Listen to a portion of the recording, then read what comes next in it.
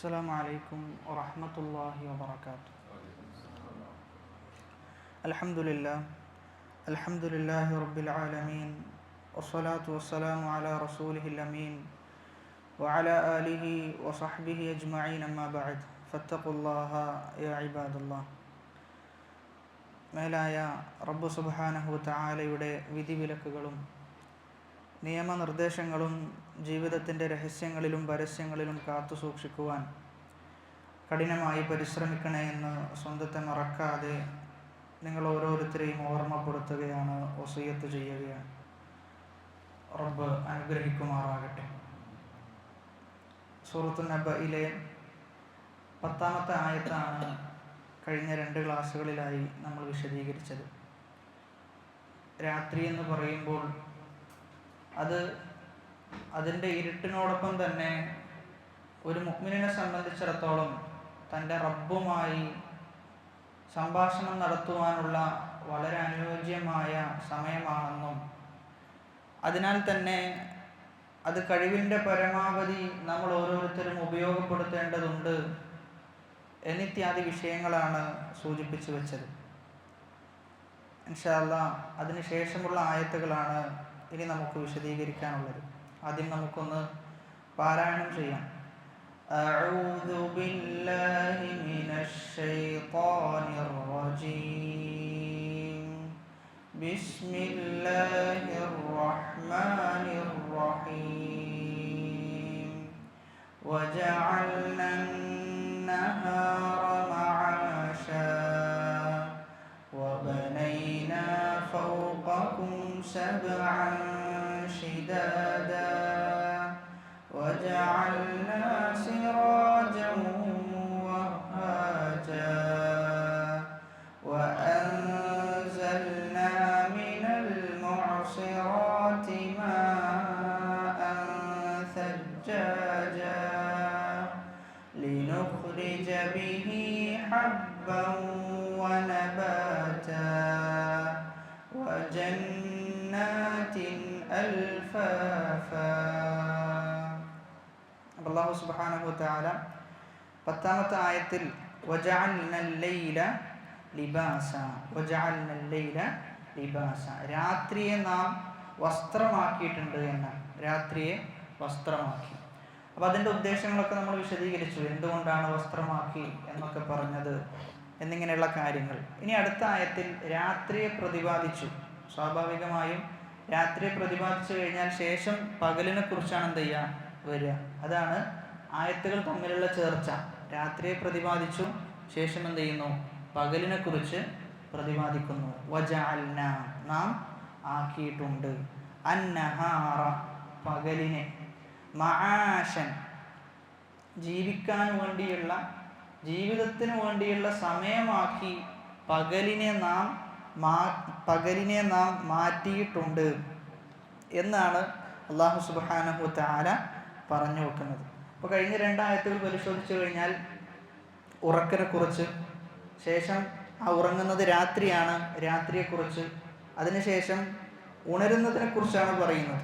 ഉണരുന്നത് പകലിലാണ്. അതുകൊണ്ട് ആ പകലിനെ കുറിച്ച് റബ്ബ് സുബ്ഹാനഹു വതആല പ്രതിപാദിക്കുകയാണ്. അപ്പോൾ പകല് എന്ന് പറഞ്ഞു കഴിഞ്ഞാൽ ആ സന്ദർഭത്തിൽ അള്ളാഹുവിൻ്റെ ഫള് തേടി പുറത്തിറങ്ങാനുള്ളതാണ്. റിസ്ക് തേടിക്കൊണ്ട് പുറത്തിറങ്ങാൻ വേണ്ടി അള്ളാഹു നിശ്ചയിച്ച സമയമാണ് പകലിൻ്റെ സമയം. അതോടൊപ്പം രാത്രി എന്നതും പകൽ എന്നതും രണ്ടും അള്ളാഹുവിൻ്റെ അനുഗ്രഹമാണ്. രാത്രി എന്നത് റാഹത്ത്, അള്ളാഹു എന്ത് ചെയ്തിട്ടുണ്ട്, വിശ്രമം എന്നത് അള്ളാഹു വെച്ചിട്ടുള്ളത് ആ രാത്രി സമയമാണ്. അതുകൊണ്ട് രാത്രി ആ രൂപത്തിൽ അനുഗ്രഹമാണ്. എന്നാൽ അതോടൊപ്പം പകലും അനുഗ്രഹമാണ്. എങ്ങനെയെന്ന് ചോദിച്ചു കഴിഞ്ഞാൽ നമുക്ക് ഒരു മാസത്തിനും ഒരു ദിവസത്തിനും എന്തൊക്കെയാണോ നമുക്ക് റിസ്ക്കായി ലഭിക്കേണ്ടത്, അത് ലഭിക്കാൻ വേണ്ടി നമ്മൾ പുറപ്പെടുന്നത് ഏത് സമയത്താണ്? ആ പകൽ സമയത്താണ്.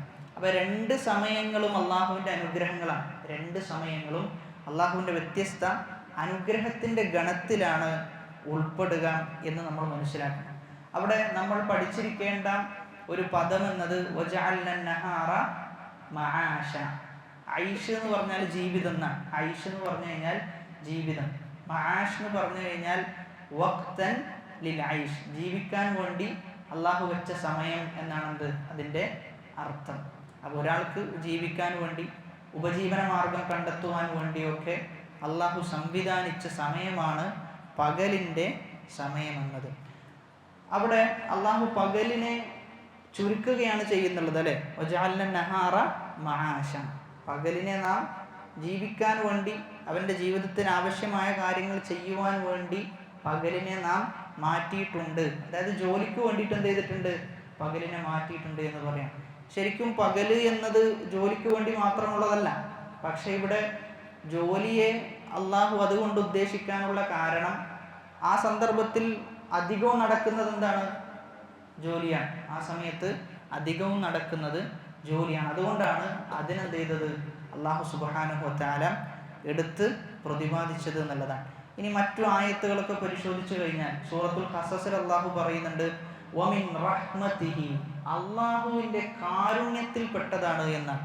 എന്ത്, ജഅല ലക്കുമുൽ ലൈല വന്നഹാറ, രാത്രിയെ സൃഷ്ടിച്ചു, പകലിനെ സൃഷ്ടിച്ചു. ഈ സൃഷ്ടിപ്പെല്ലാം അള്ളാഹുവിൻ്റെ കാരുണ്യമാണ്. എന്തിനു വേണ്ടിയിട്ടാണ് ഇതൊക്കെ സൃഷ്ടിച്ചത്, ലിതസ്കുനു ഫീഹി, അതിൽ നിങ്ങൾക്ക് സമാധാനം അടയാൻ. ഇപ്പം രാത്രിയായി കഴിഞ്ഞാൽ അവൻ വിശ്രമിച്ചുകൊണ്ട് സമാധാനം കണ്ടെത്തുന്നു.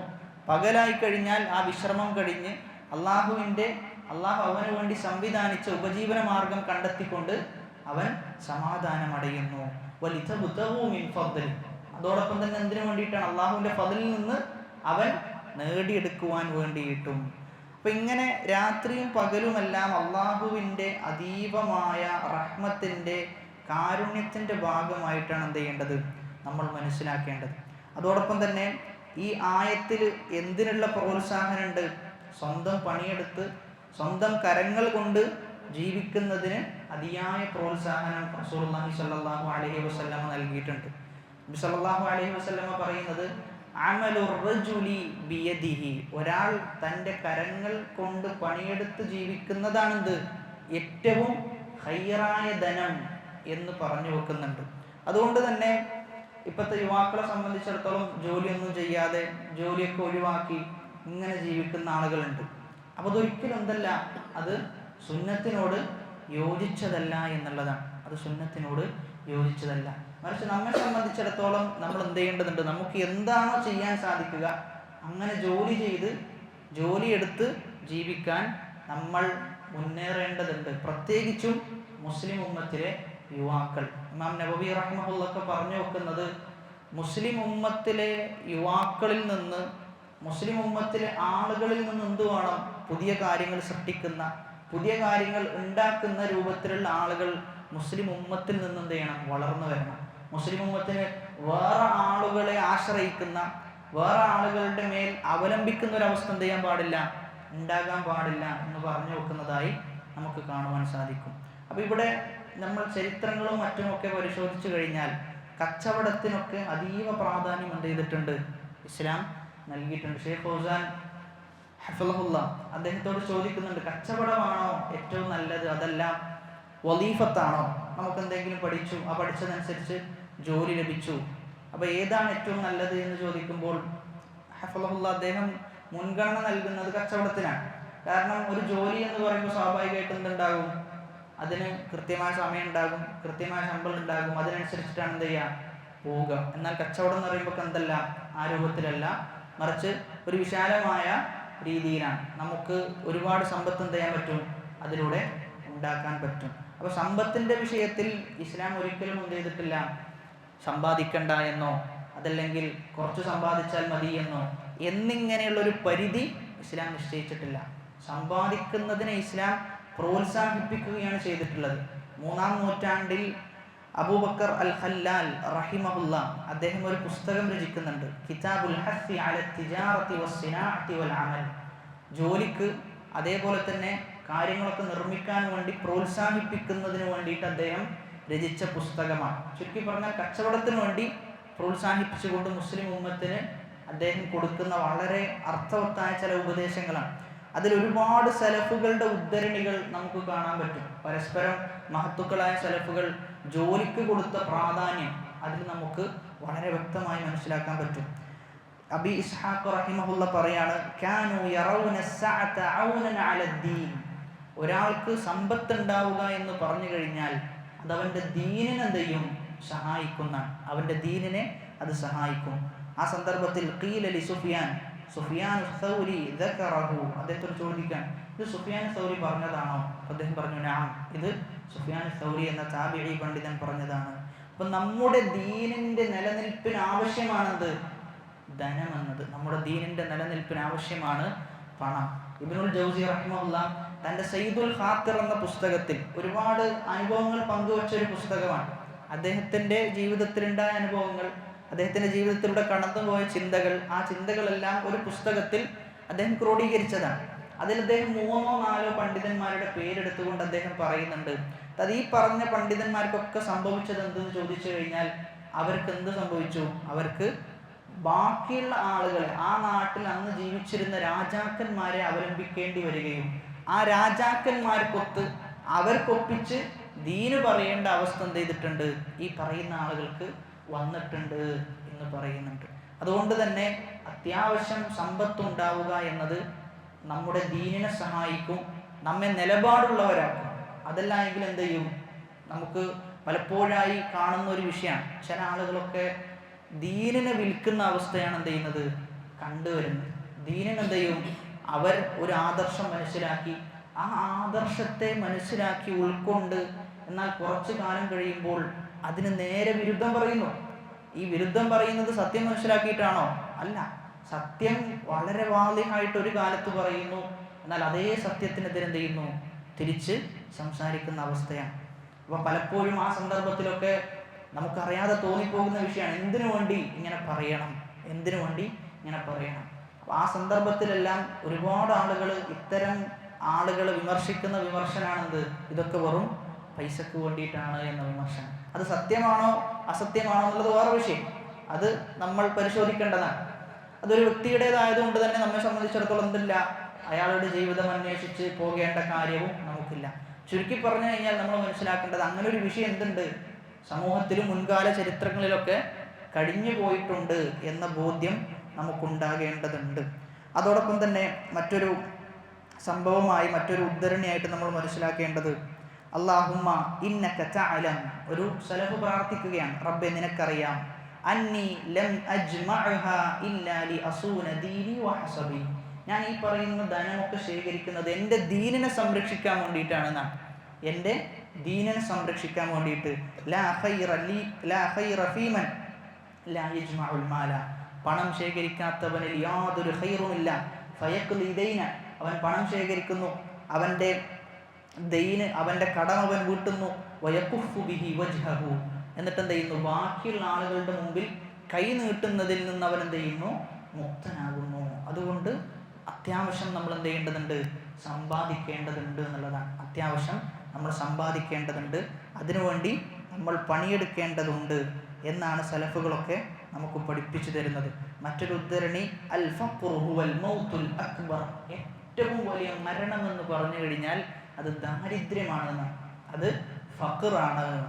അതോടൊപ്പം തന്നെ ആയിഷ റളിയല്ലാഹു അൻഹ അബൂബക്കർ റളിയല്ലാഹുവിനെ കുറിച്ച് പറയാം, കാന അബൂബക്കർ റളിയല്ലാഹു അൻഹു അത്ജറ ഖുറൈശിൻ ഹത്താ ദഖല ഫിൽ ഇമാറ, ഖുറൈശികളുടെ കൂട്ടത്തിലെ ഏറ്റവും വലിയ കച്ചവടക്കാരനായിരുന്നു ആര്? അബൂബക്കർ സിദ്ദീഖ് റളിയല്ലാഹു അൻഹു. അതുകൊണ്ട് തന്നെ ഖുറൈശികളുടെ കൂട്ടത്തിൽ അവരുടെ ഇമാറത്തിൽ, കച്ചവടവുമായി ബന്ധപ്പെട്ട് നടക്കുന്ന മീറ്റിങ്ങുകളിലും കാര്യങ്ങളിലും കാര്യപ്പെട്ട ഒരു വ്യക്തിയായിരുന്നു ആര്? അബൂബക്കർ സിദ്ദീഖ് റളിയല്ലാഹു അൻഹു. ഇനി പ്രവാചകന്മാരുടെ അവസ്ഥ നമ്മൾ പരിശോധിച്ച് നോക്കിയേ. പ്രവാചകന്മാരെല്ലാം അവരുടെ സമൂഹത്തോട് പറഞ്ഞ വിഷയമാണെന്ത്?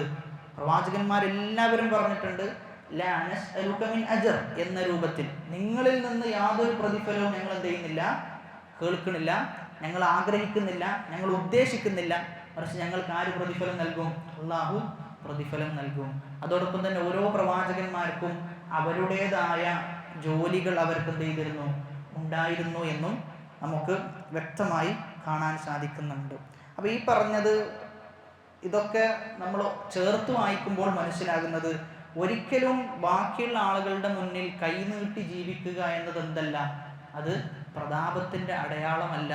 അതോടൊപ്പം തന്നെ ഇസ്ലാം അതിനെ പ്രോത്സാഹിപ്പിക്കുകയല്ല ചെയ്തിട്ടുള്ളത്, നിരുത്സാഹപ്പെടുത്തുകയാണ് ചെയ്തിട്ടുള്ളത്. പലപ്പോഴും ചർച്ചകളൊക്കെ നടക്കാറുണ്ട്. ജിന്നിനോട് പ്രാർത്ഥിക്കാൻ പറ്റുമോ, അതല്ലെങ്കിൽ ജിന്നിനോട് ചില ആൾക്കാർ തേടുന്നുണ്ടല്ലോ എന്നിങ്ങനെയുള്ള ചർച്ചകൾ ചിലപ്പോൾ നടക്കാറുണ്ട്. നമ്മൾ മനസ്സിലാക്കേണ്ടത് സൃഷ്ടികളോട് തന്നെ ചോദിക്കുന്നത് എന്തല്ല, ഒരു മനുഷ്യനോട് പോയിട്ട് നമ്മൾ നമ്മുടെ ആവശ്യം തേടുന്നത് തന്നെ പ്രോത്സാഹിപ്പിക്കപ്പെട്ടതല്ല. പിന്നെ ജിന്നിനോട് പ്രാർത്ഥിക്കുന്നുണ്ട് എന്ന് പറയുന്നത്, അതല്ലെങ്കിൽ ജിന്നിനോട് തേടണമെന്ന് പറയുന്ന ചർച്ചക്ക് എന്തില്ല, പ്രസക്തിയില്ല എന്നുള്ളത്. നമ്മെ സംബന്ധിച്ചിടത്തോളം നമുക്ക് ഒരാവശ്യമുണ്ട് എന്ന് തന്നെ കരുതുക. ഒരു സൃഷ്ടികളോട് നമുക്ക് ആവശ്യമുണ്ടെങ്കിൽ പോലും ഓനോടത് ചോദിക്കാതെ നമ്മൾ മുന്നോട്ട് പോവുക എന്നുള്ളതാണ്. ചെറിയൊരു ആവശ്യമാണെങ്കിൽ പോലും നമുക്ക് ചെയ്യാൻ പറ്റുന്നതാണെങ്കിൽ നമ്മൾ തന്നെ എന്ത് ചെയ്യാം എന്നുള്ളതാണ്.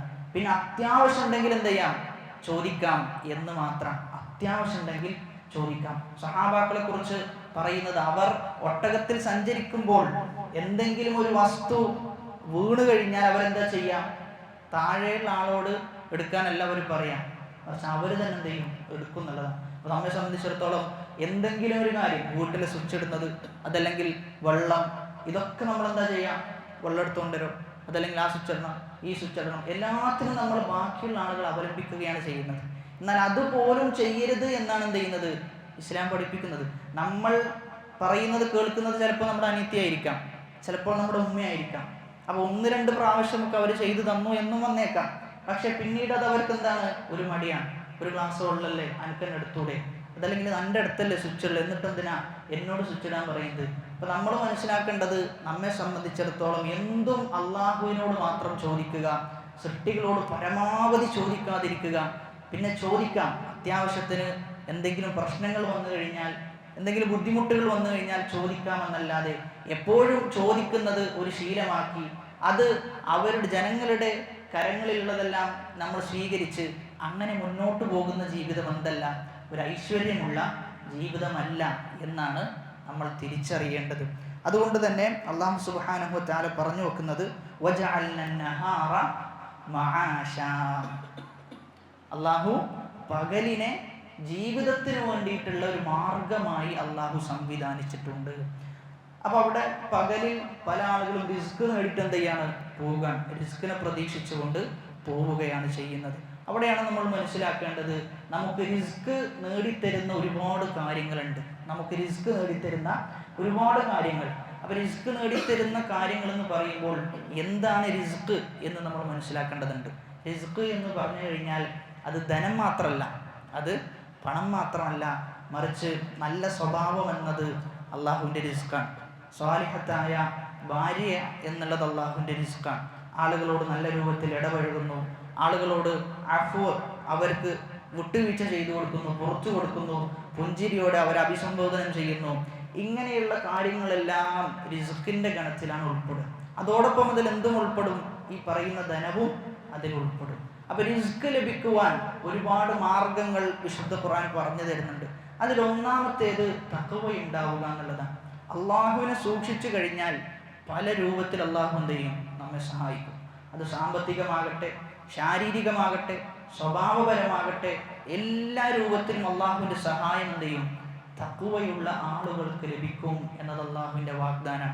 നമ്മൾ അങ്ങേയറ്റത്തെ കടക്കണിയിലോ അതല്ലെങ്കിൽ ധനവുമായി ബന്ധപ്പെട്ട എന്തെങ്കിലും ഒരു പ്രയാസത്തിൽ നമ്മൾ പെട്ടുകഴിഞ്ഞാൽ പോലും നമ്മൾ വിചാരിക്കാത്ത രൂപത്തിൽ എന്ത് ചെയ്യും, ഒരു പുതിയ മാർഗം തുറക്കപ്പെട്ടു തരുന്ന.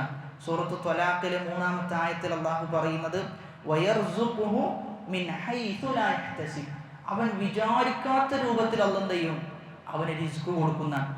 വമൻ യതവക്കൽ അലല്ലാഹ് ഫഹുവ ഹസ്ബുഹ്, ആരെങ്കിലും അള്ളാഹുവിൽ തവക്കുൽ ചെയ്തു കഴിഞ്ഞാൽ അതവന് മതിയായതാണെന്ന്.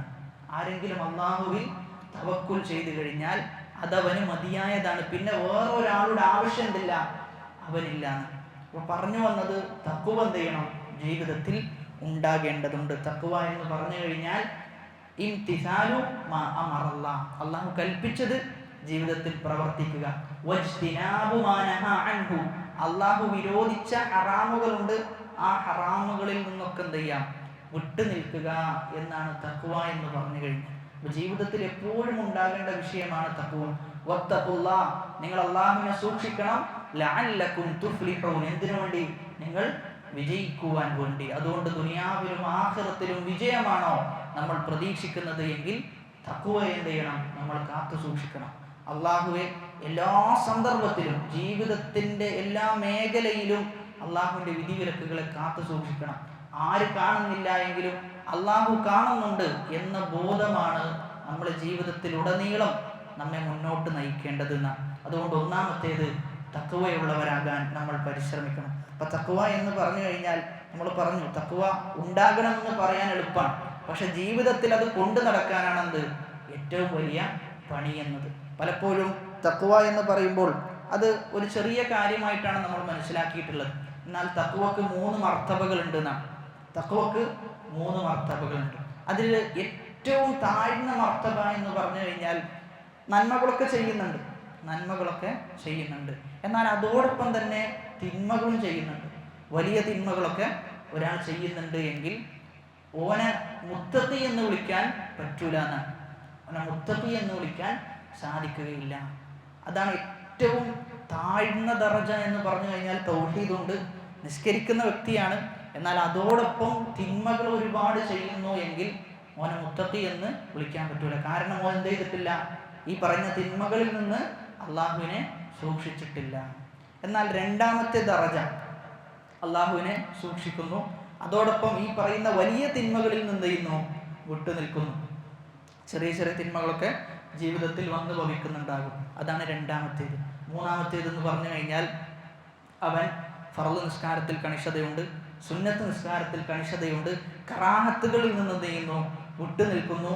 എത്രത്തോളം ചില ഹലാലായ കാര്യത്തിൽ നിന്ന് വരെ അത് ഹറാമിലേക്ക് എത്തുമോ എന്ന് പേടിച്ചുകൊണ്ട് എന്ത് ചെയ്യുന്നു?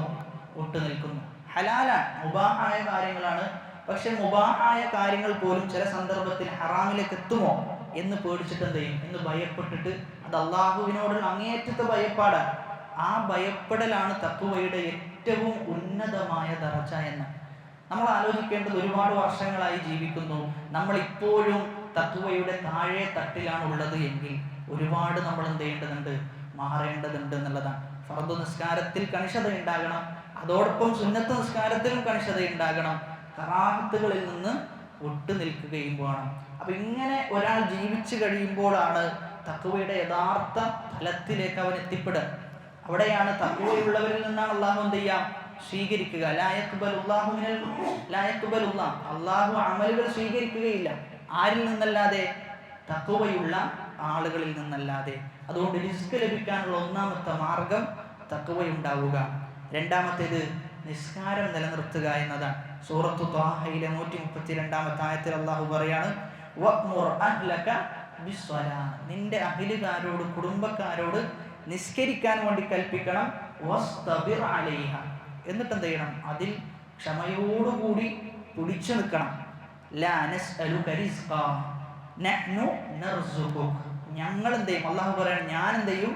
നിനക്ക് റിസ്ക് നൽകും. വൽ ആഖിബതു ലിത്തഖ്വ, പര്യവസാനം എന്ന് പറഞ്ഞു കഴിഞ്ഞാൽ അത് തഖ്വയുള്ള ആളുകൾക്കാണ്. അതുകൊണ്ട് നിസ്കാരത്തെ പ്രതിപാദിച്ചിട്ട് അള്ളാഹു പറയാണ്, ഞാൻ നിനക്ക് റിസ്ക് നൽകും. അതുകൊണ്ട് നമ്മുടെ തഖ്വ, നമ്മുടെ നിസ്കാരം, ഇതെല്ലാം നമുക്ക് ദുനിയാവിലും എന്ത് ചെയ്യും? ഒരുപാട് നേട്ടങ്ങൾ നേടിത്തരുന്നുള്ളതാണ്. പക്ഷെ നമ്മുടെ ലക്ഷ്യം എന്താണ്?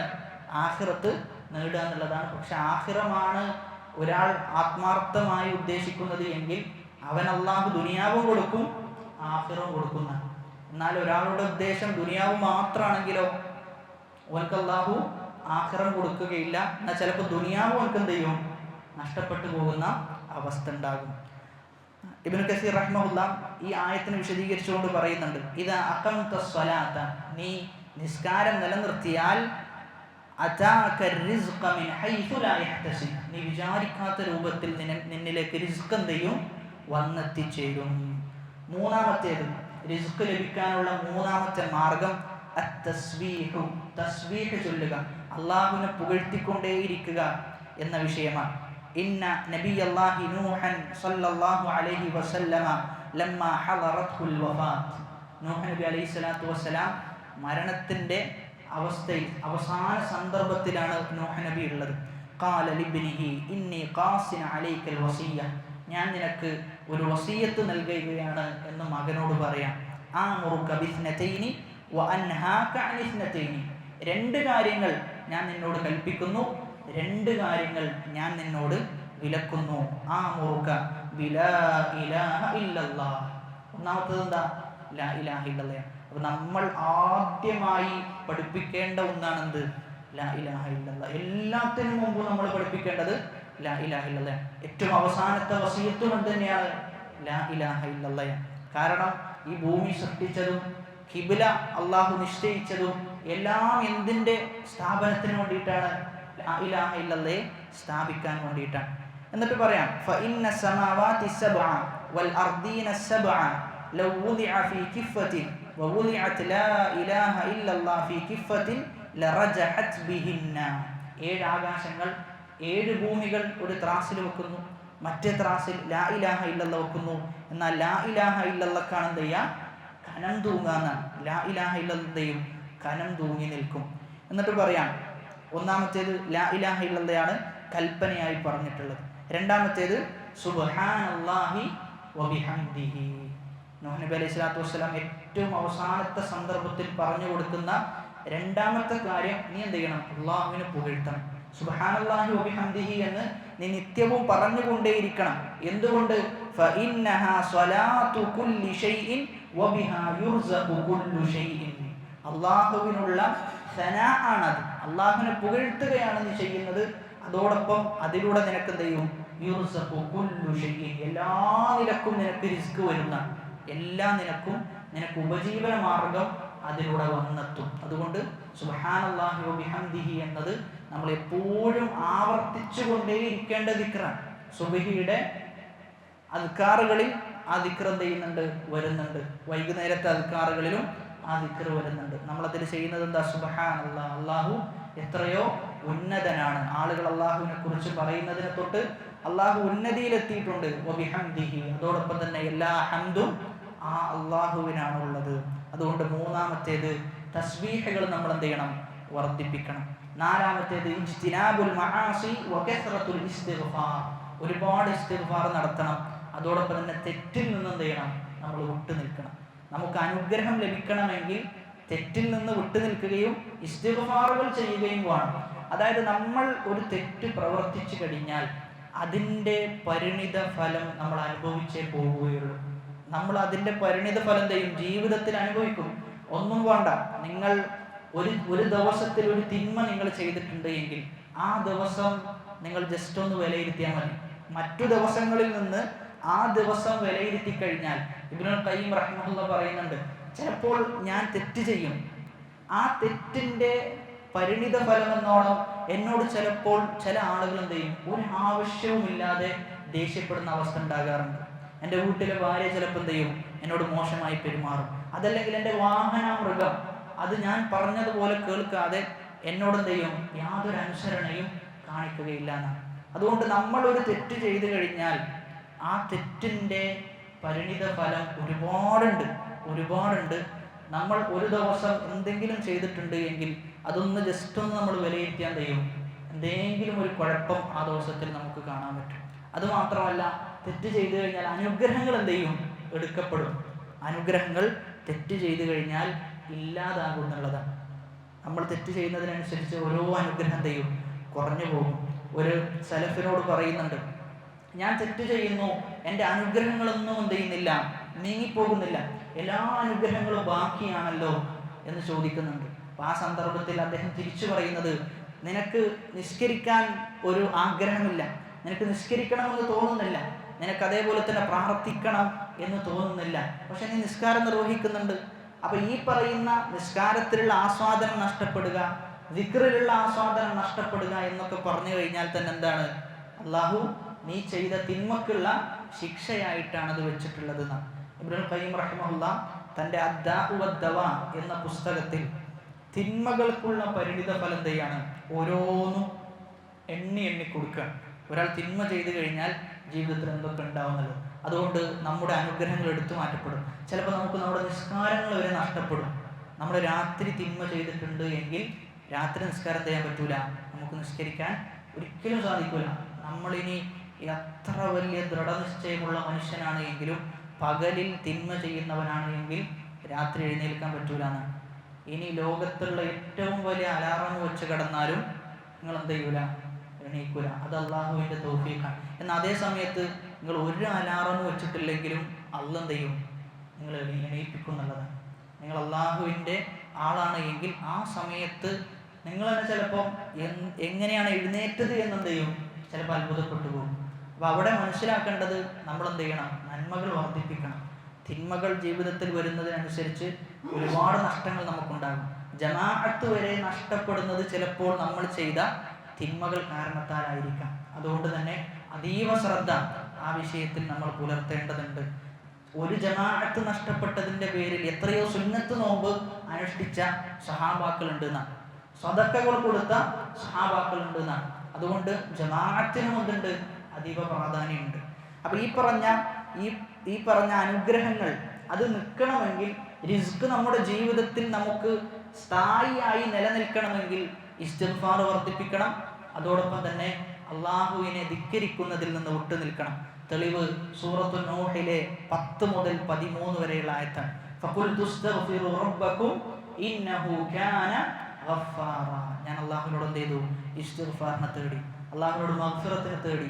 എന്നിട്ട് എന്താ ഉണ്ടായത്? യൂർസിലിസ് സമാഅ അലൈക്കും മിദ്റാറ. അള്ളാഹു ആകാശത്തു നിന്ന് എന്ത് ചെയ്യാണ്? അള്ളാഹു മഴ പെയ്യിപ്പിച്ചു തരാണ്. വയുംദിദുക്കും ബി അംവാൽ. അള്ളാഹു ധനം നിങ്ങൾക്ക് തരും, ധനം കൊണ്ട് അള്ളാഹു സഹായിക്കും. വബനീന, മക്കളെ കൊണ്ട് എന്ത് ചെയ്യും? അള്ളാഹു നിങ്ങളെ സഹായിക്കും. വയജഅൽ ലക്കും ജന്നാത്തിൻ വയജഅൽ ലക്കും അൻഹാറ. നിങ്ങൾക്ക് സ്വർഗം അള്ളാഹു തരും, സ്വർഗത്തിലുള്ള പുഴകൾ അള്ളാഹു നിങ്ങൾക്ക് സംവിധാനിച്ചിട്ടുണ്ട്. ഇതൊക്കെ എന്തിനു വേണ്ടിയിട്ടാണ്? നിങ്ങൾ ഇസ്തിഗ്ഫാർ ചെയ്തതിൻ്റെ ഫലമാണെന്നാണ്. നിങ്ങൾ ഇസ്തിഗ്ഫാർ ചെയ്തതിൻ്റെ ഫലമാണ്. അതുകൊണ്ട് 4ാമത്തെ കാര്യമാണ് നമ്മൾ സൂചിപ്പിച്ചത്. 5ാമത്തേത് അള്ളാഹുവിൽ തവക്കുൽ ചെയ്യുക എന്നുള്ളതാണ്. റിസ്കിൻ്റെ വിഷയത്തിൽ ഒരിക്കലും നമ്മൾ എന്ത് ചെയ്യേണ്ടതില്ല? ഭയപ്പെടേണ്ടതില്ല. ഇനി എത്ര വലിയ ജോലിയാണ് നമുക്ക് നഷ്ടപ്പെട്ടതെങ്കിൽ പോലും ആ ജോലി തന്നതാരാ? അള്ളാഹുവാണ്. ആ കച്ചവടം ആ കാലം വരെയും ഏറ്റവും നല്ല രൂപത്തിൽ കൊണ്ടുപോയതാരാ? അള്ളാഹുവാണ്. എന്നാൽ ആ അള്ളാഹു തന്നെയാണ് നമ്മുടെ ജീവിതത്തിൽ എന്ത് നിശ്ചയിച്ചത്? ആ കച്ചവടത്തിൽ ഒരു ഡൗൺഫോൾ, താഴേക്കുള്ള ഒരു പോക്ക് അള്ളാഹു നിശ്ചയിച്ചത് ആ റബ്ബാണ്. റബ്ബ് എന്തെങ്കിലും ഖൈർ ചെയ്തിട്ടുണ്ടാവും, അതിൽ കണ്ടിട്ടുണ്ടാകും എന്ന് വിചാരിക്കുകയാണ് നമ്മൾ വേണ്ടത്. അതോടൊപ്പം തന്നെ നമ്മൾ പ്രതീക്ഷിക്കണം, അള്ളാഹു ഉയർച്ചയിലേക്ക് കൊണ്ടുവരും എന്ന പൂർണ്ണമായ പ്രതീക്ഷ ചെയ്യണം അള്ളാഹുവിൻ്റെ വിഷയത്തിൽ നമുക്കുണ്ടാകണം. എപ്പോഴും അള്ളാഹുവിൻ്റെ വിഷയത്തിൽ ഖൈറാണ് നമ്മൾ എന്ത് ചെയ്യേണ്ടത്? പ്രതീക്ഷിക്കേണ്ടത്. അത് അള്ളാഹു പരീക്ഷിക്കാൻ വേണ്ടിയിട്ടാണ് എന്ത് ചെയ്യുന്നത്? നമ്മൾ ചെയ്യുന്നത്. എവിടെയാണ് എൻ്റെ അടിമയുടെ തവക്കുൽ, അവൻ എത്രത്തോളം തവക്കുൽ ചെയ്യുന്നു എന്ന് പരിശോധിക്കാൻ വേണ്ടിയിട്ടാണ് ചില പരീക്ഷണങ്ങൾ എന്ത് ചെയ്യുക? ജീവിതത്തിൽ അള്ളാഹു വിട്ടുതരികയാണ്. റസൂലുള്ളാഹി സ്വല്ലല്ലാഹു അലൈഹി വസല്ലം പറയാം, ലൗ അന്നകും തതവക്കലൂന അലല്ലാഹി ഹഖ്ഖ തവക്കുലിഹി. നിങ്ങൾ യഥാർത്ഥ രൂപത്തിൽ അള്ളാഹുവിൽ നിങ്ങൾ തവക്കുൽ ചെയ്യുകയാണ് എങ്കിൽ ലറുസിഖ്തും കമാ യുർസഖുത് ത്വയ്ർ. ഒരു പക്ഷി രാവിലെ തൻ്റെ കുഞ്ഞുങ്ങൾക്ക് ഭക്ഷണവുമായി എന്ത് ചെയ്യുന്നു? രാവിലെ പുറപ്പെടുന്നു. എന്നാൽ വൈകുന്നേരമാകുമ്പോൾ ഭക്ഷണം കൊണ്ട് എന്ത് ചെയ്യുന്നു? ആ മരത്തിലേക്ക് തിരിച്ചെത്തുന്നു. തബ്ദു ഹിമാസൻ, വയറൊട്ടിയ നിലയിൽ പക്ഷി പുറപ്പെടുന്നു. വതറൂഹു ബിതാന, വയർ നിറഞ്ഞ രൂപത്തിൽ എന്ത് ചെയ്യുന്നു? തിരിച്ചു വരുന്നു. ഇവിടെ ആ പക്ഷിക്ക് എന്തില്ല? ഒരു പേടിയില്ല. പക്ഷിക്ക് എൻ്റെ റിസ്ക് ഇന്ന് കിട്ടുമെന്ന് പക്ഷിക്ക് പേടിയില്ല. എന്നാൽ മനുഷ്യൻ എന്താണ്? അങ്ങേയറ്റത്തെ പേടിയോട് കൂടിയിട്ടാണ് ഓരോ ദിവസവും റിസ്കിൻ്റെ വിഷയത്തിൽ തള്ളി നീക്കുന്നത് എന്നാണ്. പുതിയ സാങ്കേതിക വിദ്യകളൊക്കെ വരുമ്പോൾ എൻ്റെ ജോലി നഷ്ടപ്പെടുമോ എന്ന് ഭയപ്പെടുന്ന ആളുകളുണ്ട്. അപ്പം അവിടെ തവക്കുലുള്ള ഒരു മനുഷ്യനെ സംബന്ധിച്ചിടത്തോളം യാതൊരു ഭയപ്പാടും നമ്മൾ ആ വിഷയത്തിൽ ഉണ്ടാകേണ്ടതില്ല. നമ്മുടെ കൈകളിലുള്ള കാര്യങ്ങൾ നമ്മൾ ചെയ്യാന്നുള്ളതാണ്. നമുക്ക് എന്തൊക്കെ കാരണങ്ങൾ ചെയ്യാൻ പറ്റുമോ അതൊക്കെ ചെയ്യാം. ബാക്കി തവക്കൽതു അലല്ലാഹ് എന്ന് പറഞ്ഞ് മുന്നോട്ട് പോവുക. ഇമാം ഷാഫിഈ റഹിമഹുല്ലാഹ് പാടുന്ന ഒരു കവിതയുണ്ട്, തവക്കൽതു ഫീ റിസ്ഖി അലല്ലാഹി ഖാലിഖി. ഞാൻ എൻ്റെ റിസ്കിൻ്റെ വിഷയത്തിൽ അള്ളാഹുവിൽ ഞാൻ എന്ത് ചെയ്തിട്ടുണ്ട്? തവക്കുൽ ചെയ്തിട്ടുണ്ട്. വഅയ്ഖൻതു അന്നല്ലാഹ ലാ ശക്ക റാസിഖി. എൻ്റെ റാസിഖ് അള്ളാഹുവാണ് എന്ന് ഞാൻ ഉറപ്പിച്ചിട്ടുണ്ട്. വമാ യകു മിൻ റിസ്ഖി ഫലൈസ യഫൂതനി. എൻ്റെ റിസ്ക്കായിട്ട് അള്ളാഹു എന്താണോ എനിക്ക് നിശ്ചയിച്ചിട്ടുള്ളത് അതെന്തായാലും കഴിയൂല, എനിക്ക് ലഭിക്കാതെ വിട്ടുപോകുന്ന അവസ്ഥ ഉണ്ടാവില്ല.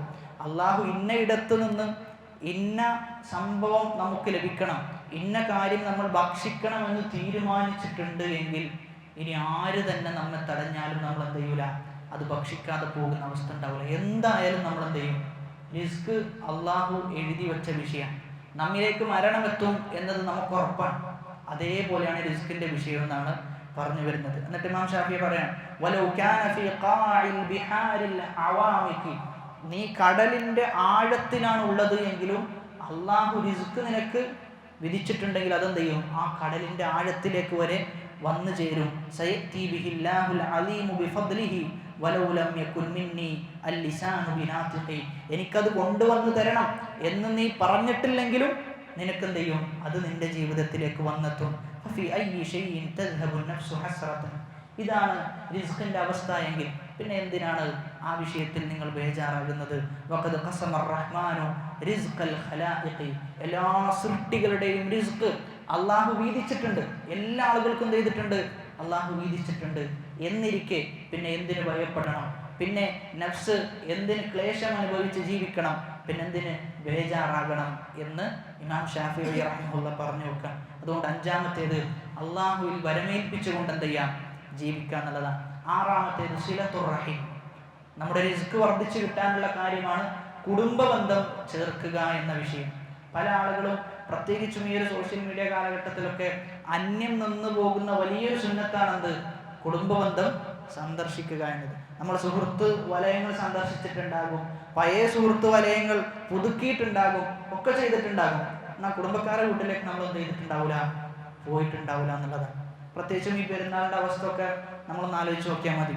ഒരുപാട് കുടുംബക്കാരുണ്ട്, എന്നാൽ അവരെ ബന്ധപ്പെടാനും അവരുടെ സുഖവിവരങ്ങൾ അന്വേഷിക്കാനൊക്കെ നമ്മൾ മുന്നിട്ടിട്ടുണ്ടോ എന്ന് നമ്മളൊന്ന് പരിശോധിച്ച് നോക്കാം. അപ്പോൾ വലിയ സുന്നത്തിൽപ്പെട്ടതാണ് കുടുംബബന്ധം കാത്തു സൂക്ഷിക്കുക എന്നത്. പ്രവാചകന്മാരുടെ ചരിത്രങ്ങൾ പരിശോധിച്ചു കഴിഞ്ഞാൽ പല പ്രവാചകന്മാരെയും സംരക്ഷിച്ചത് അവരുടെ കുടുംബങ്ങളാണ്.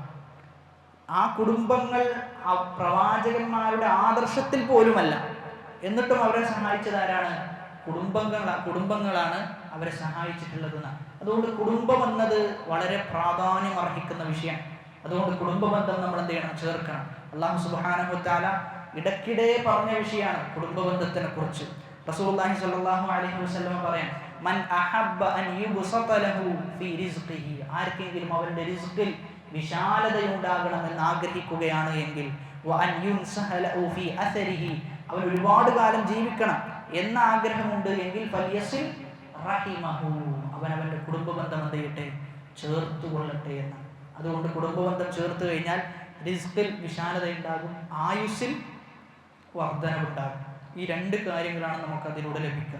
അതുകൊണ്ട് ഇടക്കിടക്ക് അവരെ പോയി കാണുക, അവരോട് നമുക്ക് പറഞ്ഞു കൊടുക്കാൻ പറ്റുന്ന രൂപത്തിൽ ദീനിപരമായ കാര്യങ്ങൾ സംസാരിക്കുക. അതുകൊണ്ട് അതൊക്കെ നമ്മുടെ ബാധ്യതകളാണ്. പ്രത്യേകിച്ചും ഒരുപാട് ഫാമിലി ഗ്രൂപ്പുകളുണ്ട്. ഈ ഫാമിലി ഗ്രൂപ്പുകളിലൊക്കെ എല്ലാ ചപ്പും ചവറും ചെയ്യും ആ ഗ്രൂപ്പിലുണ്ടാകും. ചില ഫാമിലി ഗ്രൂപ്പിലൊക്കെ ഫോർവേഡ് മെസ്സേജസ് മാത്രമായിരിക്കും ഉണ്ടാകുക. എന്നാൽ എല്ലാ വാർത്തകളും അതിൽ പ്രചരിപ്പിക്കപ്പെടുന്നുണ്ടാകും. എന്നാൽ ദീനിപരമായത് എന്തുണ്ട് എന്ന് നമ്മൾ എന്ത് ചെയ്യേണ്ടതുണ്ട്? അന്വേഷിക്കേണ്ടതുണ്ട്. ദീനിപരമായത് നമ്മൾ വേറെ ഒരാളുടെ മെസ്സേജുകൾ ഫോർവേഡ് ചെയ്യുന്നതിലുപരി നമുക്ക് എന്ത് ചെയ്യാൻ പറ്റണം? എന്തെങ്കിലും ഒരു വോയിസ് ഇട്ട് അങ്ങനെ സംസാരിക്കാൻ പറ്റണം. പ്രത്യേകിച്ചും സുന്നത്ത് നോമ്പിന്റെ സമയമൊക്കെ വരുന്ന സമയത്ത്, അറഫ നോമ്പിന്റെ സമയമൊക്കെ വരുന്ന സമയത്ത് ഒരുപാട് ആളുകൾക്ക് അതിന്റെ ശ്രേഷ്ഠത അറിയില്ല. നമ്മൾ ജസ്റ്റ് ഒരു മിനിറ്റ് എടുത്ത് ഇങ്ങനെ ഒരു നോമ്പുണ്ട്, ആ നോമ്പിന്റെ പ്രത്യേകത ഇന്നതാണ്, കഴിയുന്ന ആളുകൾക്കൊന്ന് നോക്കണം എന്ന് പറഞ്ഞു കഴിഞ്ഞാൽ പ്രത്യേകം ആളുകൾ എന്ത് ചെയ്യും? അത് കേൾക്കുകയും നമ്മൾ കാരണത്താൽ ഒരാളാണ് നോമ്പ് അനുഷ്ഠിച്ചത് എങ്കിലും നമുക്ക് വലിയ കിട്ടലാണ്, നമുക്ക് വലിയ ലാഭമാണ് എന്ന് മനസ്സിലാക്കി അങ്ങനെ ഒരു ഇടപെടൽ കുടുംബത്തിൽ നമുക്ക് എന്ത് ചെയ്യാൻ പറ്റണം? ഇടപെടാൻ പറ്റേണ്ടതുണ്ട് എന്നുള്ളതാണ്. ഏഴാമത്തേത് ഹുസ്നുൽ ഖുലുഖ്, നല്ല സ്വഭാവം ഉണ്ടാകണം.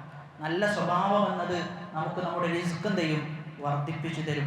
സിലത്തുർ റഹീമി, കുടുംബബന്ധം ചേർക്കുക എന്നുള്ളത്, വഹുസ്നുൽ ഖുലുഖി, നല്ല സ്വഭാവം എന്നത്, വഹുസ്നുൽ ജിവാർ, അയൽവാസികളോട് നല്ല നിലയിൽ പെരുമാറുക എന്നതെല്ലാം യഅ്മുർന ദിയാറ വയസിദ്ന ഫിൽ അഅ്മാർ, നിങ്ങളുടെ ആയുസ് വർദ്ധിപ്പിക്കും, അതോടൊപ്പം തന്നെ റിസ്കിൽ നിങ്ങൾക്ക് വിശാലത ലഭിക്കും. ഇമാം അഹ്മദ് റഹിമഹുല്ലാഹ് ഉദ്ധരിച്ച ഹദീസാണ്. എട്ടാമത്തേത്, റിസ്ക് വിശാലത ലഭിക്കണമെങ്കിൽ സ്വതക്ക കൊടുക്കണം. അള്ളാഹു തന്നത് നമ്മൾ എന്ത് ചെയ്യണം? അള്ളാഹുവിൻ്റെ മാർഗത്തിൽ ഒരു ഭാഗം നമുക്ക് കൊടുക്കാൻ പറ്റണം. അതിൽ നിർബന്ധമായും നമ്മൾ കൊടുക്കേണ്ടതാണ് ഏത്? സകാത്ത് എന്നത് നിർബന്ധമായും നമ്മൾ കൊടുക്കണം. അതുകൊണ്ട് തന്നെ ആ വിഷയം നമ്മൾ കണക്ക് കൂട്ടുകയും ചെയ്യേണ്ടതുണ്ട്. കൃത്യമായി എത്രയാണ് ഓഹരി, ഇത് എൻ്റെ ബാലൻസ് ഇത്ര ആയിട്ടുണ്ടോ എന്നുള്ള വിഷയമൊക്കെ വളരെ ഗൗരവത്തിൽ നമ്മൾ കണക്ക് കൂട്ടി വെക്കേണ്ടതുണ്ട്. എന്നാൽ അതിലുപരി മുസ്തഹബായ സുന്നത്തായ ഒരുപാട് സ്വതക്കകൾ നമുക്ക് കൊടുക്കാൻ പറ്റണം. സൂറത്തു സബയിലെ 39-ാമത്തെ ആയത്തിൽ അല്ലാഹു പറയാണ്, കുൽ നബിയെ താങ്കൾ പറഞ്ഞു കൊടുക്കുക. എന്താണ്? ഇന്ന റബ്ബി യബ്സുതു റിസ്ഖ ലിമൻ യശാഉ മിൻ ഇബാദിഹി വയഖ്ദിറു ലഹു. അല്ലാഹു തന്റെ അടിമകൾക്ക്, ചില ആളുകൾക്ക് റിസ്കിൽ വിശാലത കൊടുക്കും, ചില ആളുകൾക്ക് റിസ്കിൽ എന്ത് ചെയ്യും? അല്ലാഹു കുടുസത കൊടുക്കുന്ന. വമാ അൻഫഖ്തും മിൻ ഷൈഇൻ ഫഹുവ യുഖ്ലിഫുഹു. നിങ്ങൾ എന്തൊക്കെ അല്ലാഹുവിന്റെ മാർഗ്ഗത്തിൽ കൊടുത്തു കഴിഞ്ഞാലും അല്ലാഹു എന്ത് ചെയ്യും? പകരം കൊണ്ടുവന്ന് തരുന്ന. അപ്പൊ അല്ലാഹുവിന്റെ വാഗ്ദാനാണ്. നമ്മൾ കൊടുത്തതിന്റെ പേരിൽ ഒരിക്കലും നമ്മൾ എന്തായി മാറൂല, നമ്മൾ പാപ്പരായി മാറുന്ന അവസ്ഥ ഉണ്ടാവുകയില്ല എന്നത് അല്ലാഹുവിന്റെ വാഗ്ദാനം. അതുകൊണ്ട് കൊടുക്കാനുള്ള മനസ്സെന്ത് ചെയ്യണം? നമ്മൾ കാണിക്കണം. കൊടുക്കുന്ന സമയത്ത് നമ്മൾ ശ്രദ്ധിക്കേണ്ട വിഷയമാണ് ഇസ്ലാഹുൻ നിയ്യ. നിയ്യത്ത് എന്ത് ചെയ്യണം? ശരിയാക്കണം എന്നുള്ളതാണ്. നമ്മൾ കൊടുത്തത് ഒരു 10,000 റുപ്യ ആണെങ്കിൽ പോലും അത് നമ്മൾ ചിലപ്പോൾ ചില ആൾക്കാർ കൊടുക്കുന്ന എങ്ങനെയാണെന്ന് ചോദിച്ചു കഴിഞ്ഞാൽ, കൊടുക്കണമല്ലോ, അവൻ എപ്പോഴും വരുന്ന ആളാണല്ലോ എന്നൊക്കെ വിചാരിച്ചിട്ടാണ് കൊടുക്കുന്നതെങ്കിലോ അതുകൊണ്ട് യാതൊരു ലാഭവും നമുക്കുണ്ടാവില്ല. മറിച്ച് ഒരാൾ 10 റുപ്യാണ് കൊടുക്കുന്നത്, അവൻ്റെ ഉദ്ദേശം എന്താ? അള്ളാഹുവിൻ്റെ തൃപ്തി മാത്രമാണെങ്കിൽ ആ 10 രൂപക്ക് എന്തുണ്ട്? 10,000 രൂപയെക്കാളും വലിയ വിലയുണ്ട്. അതുകൊണ്ട് നമ്മുടെ നിയ്യത്താണെന്ത് നമ്മളിവിടെ ശ്രദ്ധിക്കേണ്ടത്. എന്തല്ല നമ്മൾ കൊടുക്കുന്ന തുകയുടെ വലിപ്പം അത്രേ എന്നതല്ല വിഷയം, മറിച്ച് നമ്മൾ കൊടുക്കുന്ന സമയത്ത് നമ്മുടെ മാനസികാവസ്ഥ എന്താണ്, ആരുടെ തൃപ്തിയാണ് നമ്മൾ പ്രതീക്ഷിക്കുന്നത് എന്നതാണ് ഏറ്റവും വലിയ വിഷയമായി മനസ്സിലാക്കേണ്ടത്.